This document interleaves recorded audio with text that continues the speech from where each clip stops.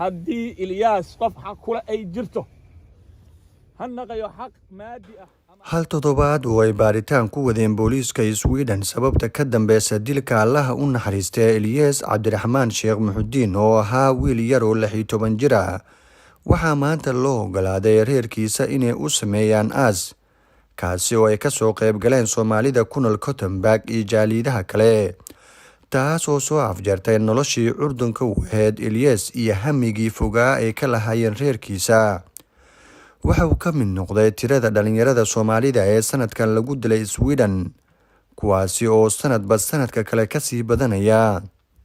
aabaha dhalay Ilyas Sheekh Cabdiraxmaan Sheekh Muxudiin Cali ayaa ka hadlay goobtii lagu aasay wiilkiisa anigoo taagan fi as'ab al-maqam wax dhalay meeshii joogsadaan kan ugu adag taagan baa waxaan rabaa anoo mir qabo fiyo inay raado dhiiga wiilkayga cafis baa ka tiin adduunyada ma haysto aakhirana yeelkeed waxaan rabaa wiilkayga Ilyas inay iraahdo wiilkaygiyow fariintii aad ii dhiibto tiri dhiigayga ha u dambeeyo dhiig wiil dhalinyaro ah ama gabadh dhalinyaro ah ee xaq darro loo daasho ha u dambeeyo aad tiri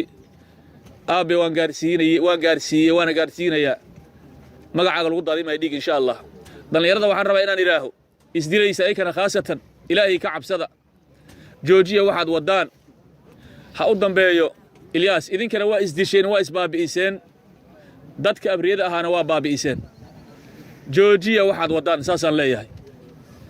ilaahay naga sabar siiyo waxaan rabaa inaan ilaahay dhiiga Ilyas kama qiimo sareeyo kama qiimo liito wiilashii Soomaaliyeed iyo muslimiintii xaq darrada loo dilay dhiigooda ku qiimaya waxa xanuun ah in maalin walbo dhalinyarada Soomaaliyeed lagala soo orday qurbo loo keenay inay ku libaadaan ku badbaadaan ama ha ku dhasheynta ama waarigsa ka soo qax dhulkii hooyo ina annaga maanta aan duugno runtii wax fiican ma wiilasheenan xaafadaha taagan ee amniga faraha ka bixinaya annaga ayaa ka jeesanay annaga ayaa ka muuqan saxaadaha ka muuqdaan haddii maanta aan u soo baxno qalbiga aan ka shaqaysiino qalbiga isku keenno waxaan aaminsanahay inaan ka guuleysan karno booliiska Sweden waxay baaritaan ku wadaan falkan cidii ka dambeysay waxaana ay ka hadleen in wax badan ay ka qaban doonaan weerarada soo laabtay ee lagu dilay dhalinyarada Soomaaliyeed ee ku nool Sweden. Elias var en omtyckt person av familjen, utav släkt och vänner, utav sina klasskamrater. Och han hade goda framtidsutsikter att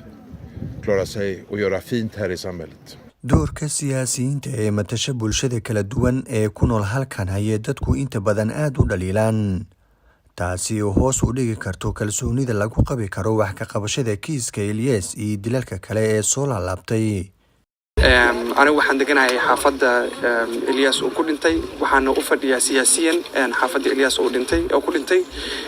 waxaanan xoog saari doonaa runtii aanan discussion oo muhiim ah aan ka wada yeelan doonaa Ilyas sababta uu ku dhintay iyo waxa lagu dilay iyo kuwa ka dambeey doona iyo dadkii dilayna in la helo marka waxaan rabaa inay bulshadana isdajiyaan maxaa lahaay aaminaan booliiska iyo maxaan ku raadayay iyo bulshada kala duwan ee ka shaqeysa arintan Zikriye Maxamuud Timacade Universal TV Sweden.